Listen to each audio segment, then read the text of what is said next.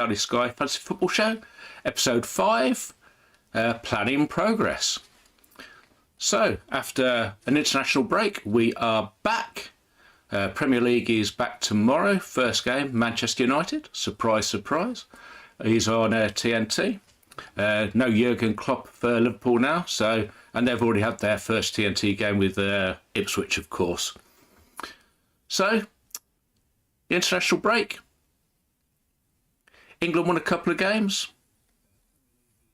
Wasn't very exciting stuff. Harry Kane, 100 caps, top scorer. It's quite possible that when he finishes his career, he'll be top scorer and top cap holder, I imagine. But what's been going on with Cloud Fantasy Football?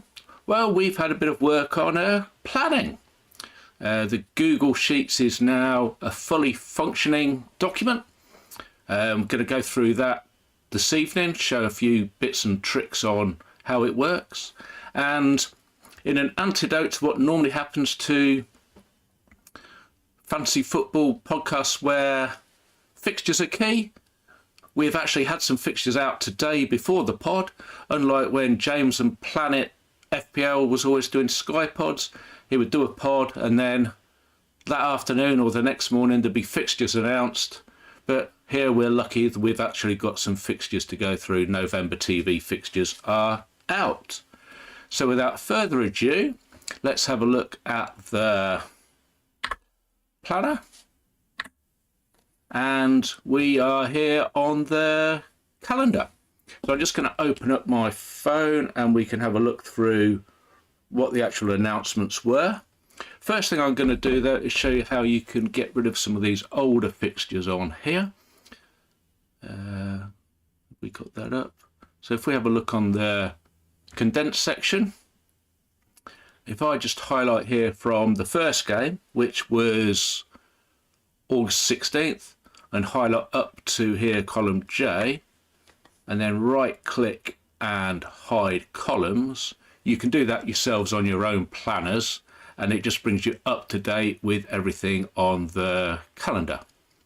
So this is the one I prefer to use mainly, is the FDR, which is fixture difficulty ratings. And you can see here we've got everything from fixture day 9 tomorrow. And then the announcements that have come in today, because we already knew everything up to Halloween, here fixture day 23. So the ones that have been announced here are for November. So the changes we have is Saturday 2nd of November, Newcastle v Arsenal is going to be lunchtime kickoff on TNT Sports. And then 5:30 Wolves v Crystal Palace on Sky. The Sunday games that have been moved, so there's 2 games on the Sunday.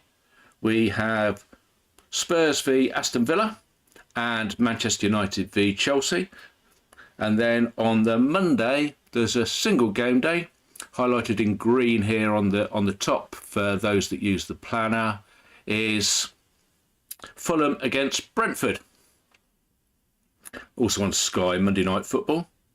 And then on Saturday, the 9th of November, no early kickoff, but there's 2 games that have been shifted for television.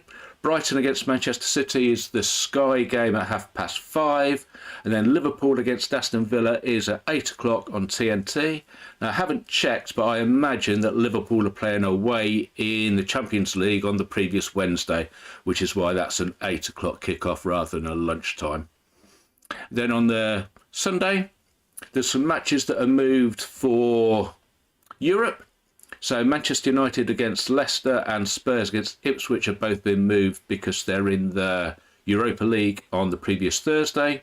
The Sky game is Nottingham Forest against Newcastle at 2 o'clock, and then Super Sunday Chelsea against Arsenal. Chelsea would have been moved anyway because they are in the Conference League.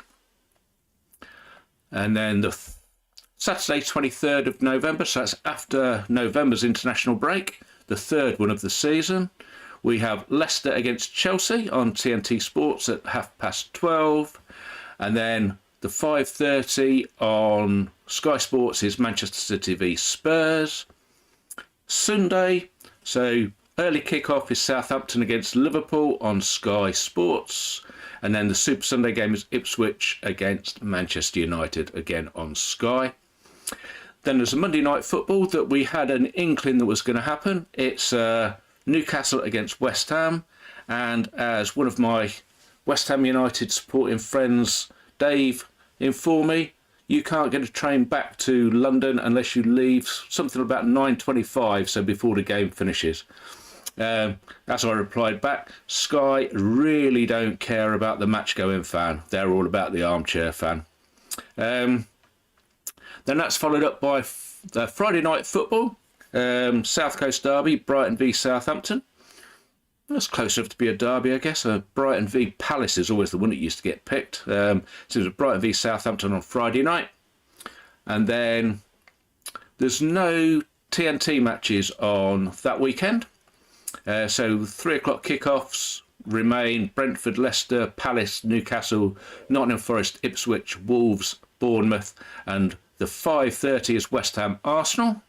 Then on Sunday, again, some matches that have been moved for Europe.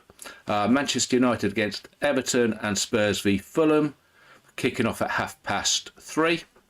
1:30, 13:30 it says on my calendar here. Chelsea v Villa. Again, Chelsea would have been moved, but that's the early kickoff at 1:30 on Sky on the Super Sunday, because Liverpool v Man City, which is a Super Sunday game, that's a 4 o'clock kickoff. I imagine that's being done by the police. There will be a knock-on effect for Amazon games on the following midweek, but I will come to that on at the end, because I've done a bit of work on that on the actual team planner section of this graphic. So what have we learnt then? So we've got 3 single game days. The first one there being on Monday, November the 4th, Fulham against Brentford. And Brentford, they're coming into a bit of a fixture run there. It will have started on the previous Saturday at home to Ipswich, but then if you can get somebody there for a double away to Fulham, then they play Bournemouth at home, Everton away, Leicester at home, then they've got Villa, Newcastle and Chelsea. But that section of 5 fixtures with an extra one for captaincy, that looks like a good set to get in. The one issue that we're going to have with Brentford players is the fact that the guys that you're going to want, which is probably Mbeumo or Wissa, they are forwards in this game, so going to be difficult to get in. So the other single game days, West Ham v Newcastle, I imagine that people, with it being a Monday, if you haven't got one and you want one, it's easier to get to. It looks like West Ham, they've got Newcastle, Arsenal, Leicester, Wolves. So they're 2 difficult fixtures, and it looks like a reasonable run coming forward. And if you're on Newcastle, they've just come on the back of Nottingham Forest. They've got West Ham, then Palace, then they're into Liverpool, Brentford, Leicester, Ipswich. So again, not too bad there.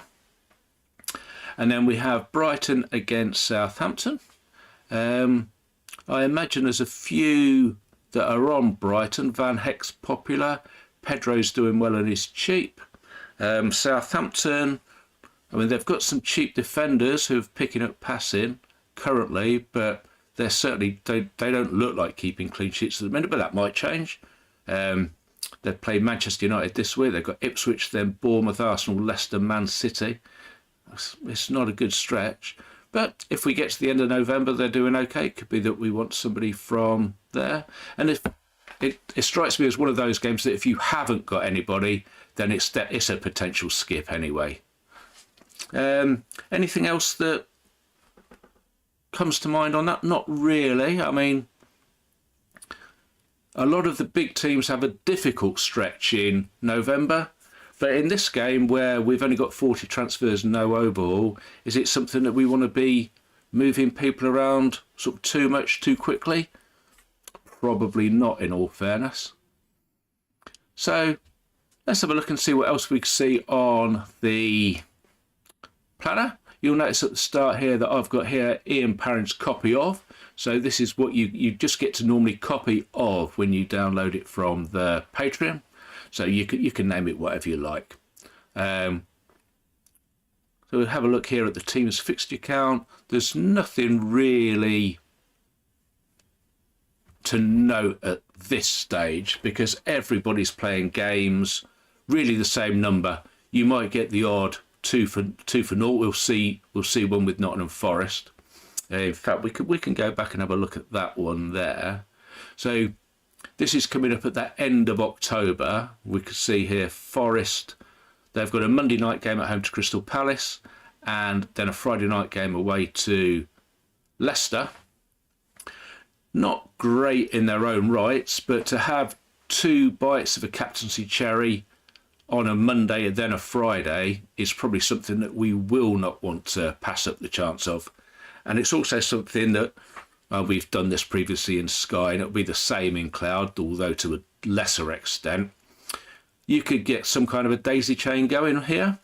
So if we look here at the Brentford fixture that we discussed just, you've got the Ipswich at home on the 26th of October. If you can manoeuvre off somebody that's got a decent run of fixtures, I'm trying to think of a good example that people might have. Say you've got an Aston Villa player, Everton, Wolves, Ipswich, Man United, Fulham. You can then transition off maybe onto a Nottingham Forest 1 for 2 games here with the 2 captaincies, and then straight on to a Brentford player here. That's one just off the top of my head. So it could be that those two games might be ones that we use as a stepping stone or a daisy chain. So if we go back to the team fixture count, as I say, not really too much here, but you can adjust this to suit as you please. You can do it from game week starts and ends. You do it on start dates and ends. You do it fixture days. You can even do a set number of days from today's date. They'll adjust all of the time. So if we move across a tab here, this gets us to the manipulated stats tab. Now this is one of the things that I did learn when we were doing the Google Sheets. This updates here on an import range. For those that are more technically minded, this is actually looking up data on a different sheet and putting it straight into everybody's transfer planner sheets. So where I and everybody else used to have to do this via Excel, we'd do a download. This is like a live update. Every time I do an update to a main sheet, which will be at the end of every game week with data for player scores and everything else, then this updates automatically into your own sheet, and then you can look at it and serve it as you will. You don't need to touch any of it, it's just there for data.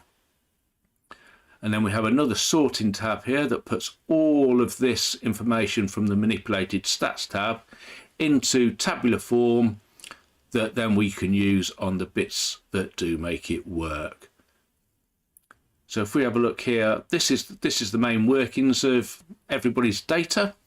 So this is the points filter by game week, value and position. And we can see here that it's got, what are we looking at here? So I need to change those back to the maximum values. So this is looking at everybody in the first 3 game weeks, so from the start to the finish, and you can maneuver these as you will. You just click on here if you just want to look at the first 2 game weeks, you can. Then the data then it'll work its way back. I'm going to put it back there on 3 for now so we can see everything.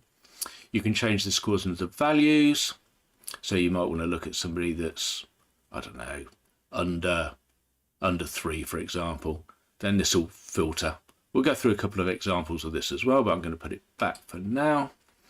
Then you can change your position. So if you don't want any strikers there, you can say, I'll take the strikers out, leave that alone, and it gets rid of all of the strikers off the tab. And we'll look at these charts as well in a minute. I'm going to put that back. Now this is key section here. So if you're using Excel on your download, you just click here on Excel. Because we're using Google Sheets here, I click on Google Sheets. And that's something else that I learned as we were doing this, is there's a few minor but differences, but they're different enough that it works one way or another. So you need to make sure you're on the right platform here. And then we've got all of these files that come across the top. So all of the data that you're going to need to look at, it puts all of this across the top here. Then I've put some on the end here, which are sort of your important sections. So we've got points per 90, and it's looking at those that have played more than 10% of the maximum minutes. Points per million. Points per million per 90, tier points and other points. And you'll just notice that I've been moving this across the screen here. If you want, and this is something I do on a lot of my sheets, if you want to see only certain sections move, you can actually highlight somewhere, and I usually use it on this tab, on the position tab. And if you click on view and then freeze, I want to freeze up to row 3 and then go back and then freeze up to column D. You can then move this across anywhere you like, and you still keep all of your titles at the top and all of the players, the clubs, the value and position at the left.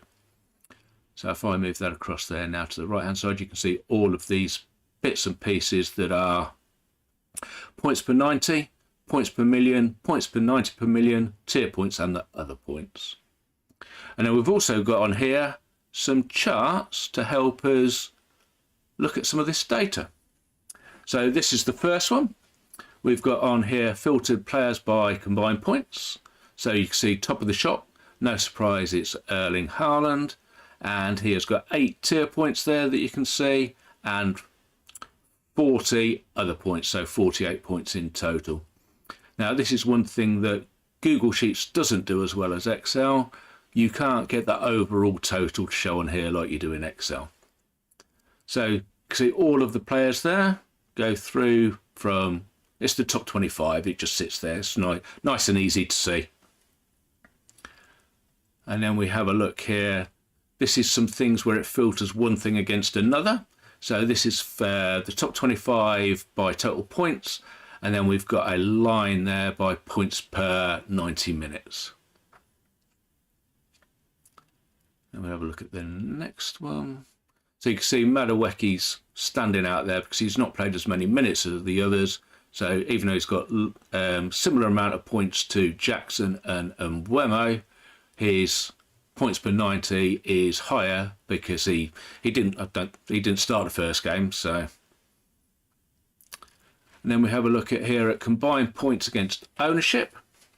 So again, you can see the points here. You've got the tier points at the bottom and the other points at the top, and that's against the axis on the left-hand side. So Haaland we knew had 48, and then we've got the ownership against the axis on the right-hand side. So he's at 84%. You can see here Luis Diaz, third highest scorer in the game, 0.3% owned. Alisson Becker, fourth highest, 1.4. We've got some more here. Robertson, Jackson, Madueke, and Mbeumo.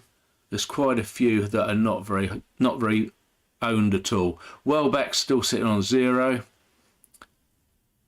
I wonder whether that will change. But as we've discussed before, with forwards, it's not certain, is it? So the next one we've got is the players by points per million. So again, you can see here, Romero, top of the shop there. He's 5th highest in overall points, but points per million, he's on 8. And you can also see here Semenyo, because he's so cheap, almost 8 in points per million. So you can use these charts and tables to have a look at data yourselves. I mean, everybody knows that you've got good players like Haaland and Salah. It's not rocket science that they're doing well. It's finding the way to get the cheaper players into your teams that are going to afford as many of these bigger players as possible. And when we get to sort of the team section at the end, we'll have a look and see how that works. So then the last of these in this section, we've got sort of the players by points per million per 90. Again, like some Madueke at the top there, Semenyo. It's just interesting stuff to have a look at. So then this is tier points, and you can see I've put the view on here so we can move this across, and this is highlighted by tier points. So those at the top are Romero and Saliba with 11, Van Heck's got 10, and then there's a couple on 9, then a few 8s. But the interesting part about this, if we go back to the filter here, if you want to have a look at something particular, and say for example I want to use the tier points to see if I can get a good cheap midfielder. So what I'll do here, I'll move this across. I'm going to remove the goalkeeper, I'm going to remove the defender, and I'm going to remove the striker. So we're only looking for midfielders here, and I want a cheap one, so I'm going to have a look at anybody that's between 2 million, which is the lowest price, and 3.5, for example. This then puts everybody by points into the filter. So we can see the top there by points is Tavernier with 20, Onana of Villa with 19, Buonanotte of Leicester with 17, along with Iwobi. But then the interesting point is, if we go across to tier points again, this then, because these are carried forward, all of these filters, whatever you put in the points filter carries forward to the tier points. You can then see that this section then filters all of those players by tier points. So Tavernier, again, still at the top with 8, but then we've got Sangari here with 8, and Dye with 7, Wharton with 6. And then if you look at the chart here, it will tell you then just on those 25 players, the cheap end, how they've done for points. So you can get here tackle points 3, shot points 5, total points 8 there for Tavernier. So again, very useful for if you want a certain value player in a certain position and you want somebody that is not scoring goals regularly, but you want him to tick along, then combined tier points is a way to do it, and you can also use that filter to look for what you want. So then we have a look here at ownership. So of course these filters are still on the same, so I'm going to go back to the filter. I'm going to put all of these back in, the goalkeeper, the defender, and the striker. I'm going to put that back up to the maximum of 8.5 and move across to the ownership tab. Then we can see here by ownership, Haaland and Isak and Saliba still over 50%. Romero very close to it, Smith Rowe, Palmer, Henderson. I mean, there's no real surprise that nothing's much changed on here. The last game we played was the international break weekend. There won't have been many changes. So we have a look here at the chart. This filters, so this is working the other way now because we're looking at ownership first. So you've got the ownership chart on the left hand side and then working across there by points. So you can see here that Isak, second highest owned, but nowhere near up on points. He's only got 20. And it comes all the way down. So Alexander-Arnold, 25th highest owned player at 13%. He's doing all right there, isn't he? He's got 29 points. So then have a look at points per 90. So again, this is looking at the same thing and it's filtering it differently. You can see here by the yellow bits at the top which way it's filtering it. So Adringa, by the looks of it, is top of the shops here. So 21.18 points per 90, but he's only got 12 points. So, yeah, 12 by the looks of it. Oh, yeah, because it's filtering on this side on the right hand side. So this is your points per 90 on the left and your points on the right hand side here. So these are all good. I mean, Haaland sticks out again, no surprise, and Salah and Diaz. Those that have scored a lot of points are going to get a lot of points per 90. We're only 3 games in. You'll find that this is a very useful tool as we get later on, and there's more people that played a lot of games that drop off this list, and players that have played a few games but maybe are coming into form. I mean, you'd like to think that Rodri would get on this fairly soon. He hasn't played yet, but hopefully he played for Spain in the weekend, so hopefully he'll be coming in for those that still 35% I think own Rodri. Is he still in the top ownerships? Yeah, there we go. He's 11th or 12th on the list, 30% altogether. So find that back there. So this is Adringa and Duran, Sinistera, Sarabia. They're the guys that are. One that stands out there, maybe Barnes. He's started to get a few more games now for Newcastle. I think they're playing Gordon on one side, Barnes on the other, and Isak through the middle. So if that sticks, he could certainly start moving up there. And then we're on here, points per million. So again, this is looking at the same thing. So you've got on the left-hand side your points per million, and then on the right-hand side your total points. Again, so it's looking at the same thing, just put in a different order. Again, it's there designed for whichever way you want round you'd need to look at it or want to look at it.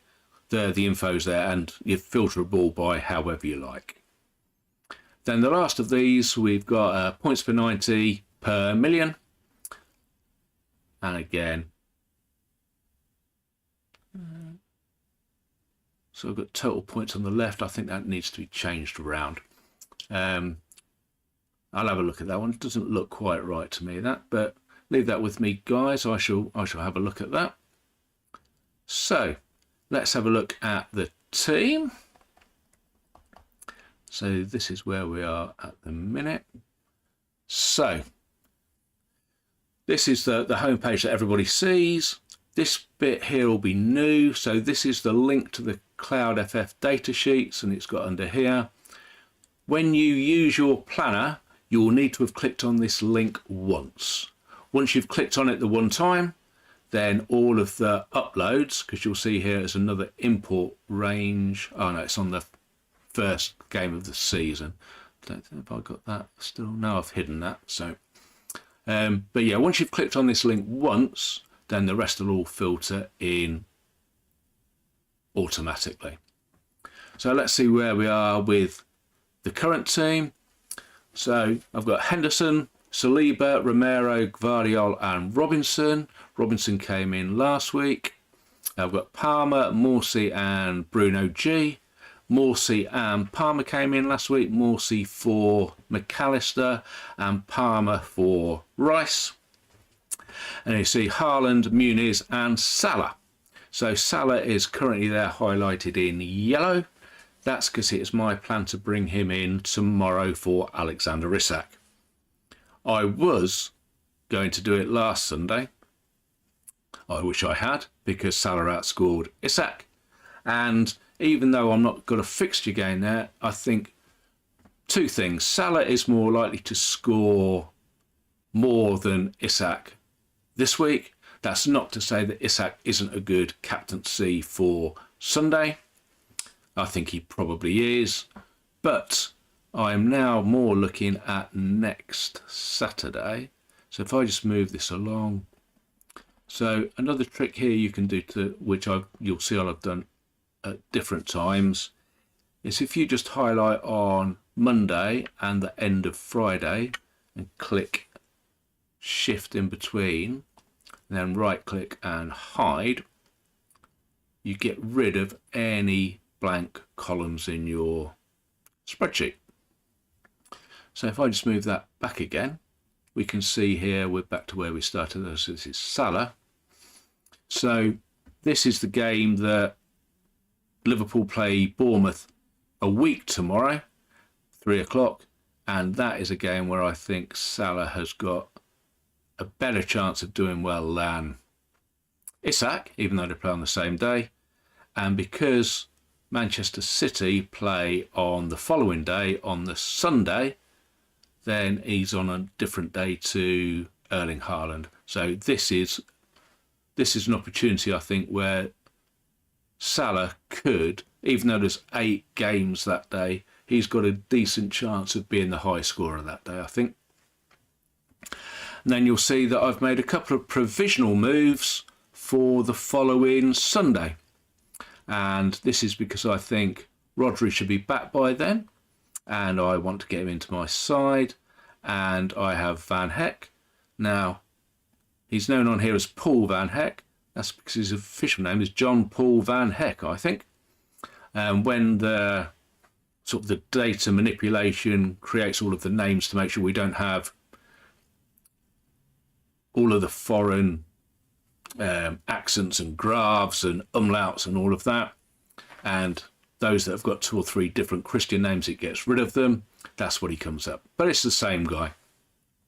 And the reason why I fancy him, because he is cheap, he's doing well, and I think he is probably one of the season-keeping players. Now, we've only had 3 weeks of data, so it's difficult to know exactly who the best and long-term players are, but if he keeps up 3 passing points, the odd tackle point with the odd clean sheet, and he plays every game for Brighton at 2.8, then there's no reason to think that he shouldn't be part of a season-keeping team. And then the others that I have in the team that I think could be similar is Saliba, Romero, Robinson looks good at the value at 2.7, and as I say, Van Heck. I think up front, Haaland and Salah, they look, again, it's only 3 weeks, but they definitely look on it. So I think they could go in. So that's 4 defenders, 2 strikers. I think Palmer at the minute looks like he's definitely the best every Sunday captain. For those that don't know, that the European sides for the Europa League and the Conference League, they're going to play Sundays quite often in September, October, November, and even December for Parma, because the Conference League group stage finishes in December. And I think Rodri, as we saw at the start of the season when we were putting all this together, he looks like he's got some of the best pound-for-pound data altogether. So Salah and Haaland up front, Rodri and Palmer in the midfield, and then Van Heck, Robinson, Romero and Saliba. That's 8 of 11 that I think could be there for a while, which only leaves the keeper. I don't know who the best keeper is at the minute. I think Raya or Becker or Edison probably are, but whether they're still worth that additional 1.5 to 1.2 more than another keeper is debatable. And then I think the third striker, because in this game, we've had a question on this, this came from John, who's in the chat. Thanks, John. Have the first 3 game weeks changed your view on the formation your team has? Well, it's definitely cemented the view that I think 3 forwards is best. Salah and Haaland, and then I think you can pick, this might be a slot that you can pick around at, to be honest. Depends on fixtures, depends on form, depends on captaincies. And then whether it's 4 defenders or 4 midfielders, I think it's probably still a bit of a moot point. But if you've got the option to go to either, then I think you're fine. And that's one of the reasons why I brought Morsey in, because I think a cheap midfielder does allow for extra defenders if you need them. If you've got 3 reasonably priced midfielders, then it's not letting you have Saliba and Romero at the back.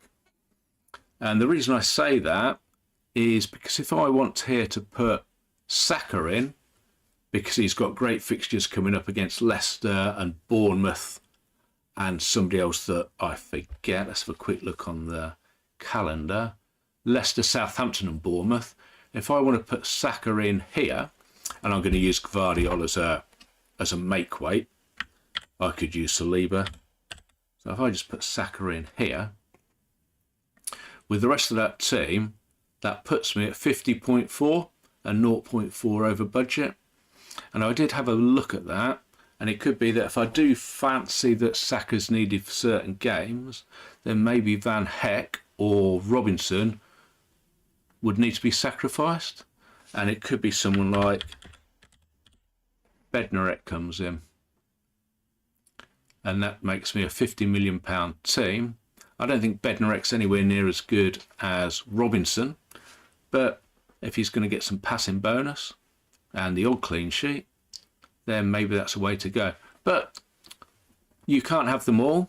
I don't think Saka's an absolute necessity. He hasn't shown it to be yet. He's scored well, and he's owned by about a third of the game, but that doesn't necessarily mean that he's there for every week. He could be that he's one of those players that comes in and out. If we're going to shuffle one of the strikers, it could go someone like Solanke or Mbeumo, Semenyo, according to fixtures and form. Then there's no reason why you can't shuffle one of the midfielders as well. So important to have a bit of flex in your budget and your formation, so you can get players in and out as you like. As I say, with the keeper, I'm not convinced I know what the best one is. It's probably not Henderson, but it's one of those positions where they don't score. They score well, but one player doesn't necessarily outscore another one by a massive amount of points. So yeah, there's your answer there, John. I think first 3 game weeks, 3 forwards and then either 3 or 4 midfielders. Depends on what your fancy is at the time. And then John also asked, how many transfers do you have planned between now and the next international break? Well, I definitely have those 3 by the looks of it. And the next international break is coming up on mid-October. So if I just move along, see if I've got anything else planned there. So we have here Bournemouth v Southampton. Now, it could be that I want to move somebody to cover that game, and it could be part of a daisy chain. But at the minute, I haven't got it planned in. And then we look at the next week is the first week of October. I've not got anything planned in there. So, John, I think 3 moves. So it looks like 3 will be being done. It could be 1 more, could be 1 less. And then another question that we had from Aaron. Thanks, Aaron. He says, my team is looking strong at the moment. Maybe the weakest being Isak and Murillo and Rodri. Any obvious moves due to fixture swings I should be thinking about? So with Isak, I mean, I've had my say. I think I'm going to move him on for Salah. I don't think Isak in himself is a bad pick. He's still the 2nd highest owned player in the game. Newcastle don't have midweek fixtures unless it's the Carabao Cup. So I think he's going to play. I think they're going to do reasonably well. It's all a case of whether he's worth the money and whether you think that 3rd striker slot can be utilised elsewhere. So, as I say, I think Palmer and Rodri and Saka are probably the best midfielders. Haaland and Salah, I think, are certainly the best strikers. So how you utilise getting a 6th or 7th player into those slots to maximise budget elsewhere in your team, it's tricky. It's not an easy game. It's not designed to be. It's not designed to be an easy game. So yeah, with Isak, I think you sort of pays your money, takes your choice. Murillo, he's only 2.3. So I think he scored 11 points so far in 3 games. You're not really expecting too much more from a 2.3 million player. I mean, you might find a better one somewhere. I've tried Morsey in midfield. You could try one of the Southampton defenders at the back. We might find that over October there's somebody else that comes on board that's useful. At the minute, I don't think Murillo's probably too... If he's your biggest problem, Aaron, I think you've got a good team, to be fair. And Rodri, if you've got him, I don't think it's a problem. I think he'll be back. I think he'll score well. If you haven't got him and you think it's the biggest problem, then you can always see how he does this week and then bring him in a week on Sunday. And unless you're bringing him in for an Arsenal, a Brighton or a Forest player, you'll get a fixture gain as well. So let's move this back to this week, and we'll just have a run through of this week's games with some predictions before we go. So Southampton against Manchester United. I think Manchester United will probably have too much for Southampton. I think Southampton will be quite possessive. I doubt they'll do too much with it being after an international break and an early kickoff. I think the atmosphere might not be what it could be if it was like a 5:30 game. Manchester United win maybe 1-0, 2-1. Brighton v Ipswich. I think Brighton will beat Ipswich. I think Pedro, if you've got him, is a good shout. I think Dunk and Van Heck probably get passing if you've got either of those. I think Brighton will win. I'm going to go with a 2-0. Crystal Palace against Leicester. Palace haven't been pulling up many trees, but Leicester have been quite poor. I think Palace will probably get the better of them. If you've got Eze, he's cheap in this game at 3.9. I think he could do well. Look out for Mateta and Nketiah. Chance they could both start maybe, or certainly both play to see if they can form a partnership up front.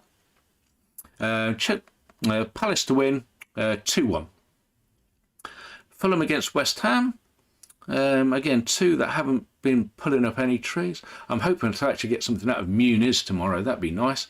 But the chances are, if Fulham do well, it'll be Smith Rowe with his nearly 50% of supporters in the game. Draw here, I think 1-1. Liverpool against Nottingham Forest. I think Liverpool should have too much for Forest. Salah and Diaz, both to score again. Liverpool 3-1. Manchester City against Brentford. Some rumours today that Haaland might not play. One of his friends has passed away, and he's had a bit of compassionate leave. But I think from reading between the lines of what Pep did say, it looks like Haaland will play tomorrow. I imagine he'll probably score. Whether he'll score another hat-trick or not, I don't know, but I won't put it past him. But yeah, Manchester City, where I'm going to go 3-1 again, same as Liverpool. Aston Villa against Everton is the 5:30. I think Villa will have too much for Everton. Everton played well for 88 minutes, apparently, against Bournemouth last time round. They managed to throw it away and lost 3-2 at home. I think Villa, even though they play young boys at home in the Champions League on Tuesday... they played away in the Champions League on Tuesday in the 5:45 kickoff. I think they'll have too much for Everton. It wouldn't surprise me if Ollie Watkins got off the mark tomorrow. I'm going to go 2-0. And then Bournemouth against Chelsea, 8 o'clock game. Should be quite entertaining, you would think. Two attack-minded sides that aren't the best at the back. Could be a good game. Let's go 2-2. See if Palmer does something for me. Won't surprise me if Semenyo does well again. And then on Sunday, 2 games. Super Sunday kicks off with the Super game. There's Tottenham against Arsenal, the North London derby. Arsenal, no Rice. He was sent off. And no Odegaard, he was injured playing for Norway this week. So Tottenham got a chance. They'll probably give up chances as well. I think it might be quite an open game. I'm going to go for 2-2. And then Wolves against Newcastle. This is one that if I take Isak out, I am going to be worried about. I think Newcastle will do well. They don't travel the best. Might be a good atmosphere at Wolves. They certainly need a bit of assistance after the last home game where they got battered 6-2 by Chelsea. I fancy Newcastle might nick it. I'm going to go for a 1-0. So, there we have it, everybody. Thanks very much for watching. If you've liked what you've seen, give us a like on the stream. If you want to get hold of the Patreon, you can see on the screen where we are. We're at the Cloudy Sky Fantasy Football Show. Find us on there. You get a copy of the planner. You can either have the Google one that I've gone through today, or we've got that Excel for those that still prefer. And for those that play Dream Team as well, I'm doing a bit of work behind the scenes to see if we can get a similar planner for the Dream Team game as well. So we'll be back on Tuesday probably with midweek matchups. Look back at the fixtures to see how we got on, see if I can climb up into the top 250. That'd be nice. So whatever you're doing this weekend, enjoy the football and have a good time. We'll see you soon. Bye for now.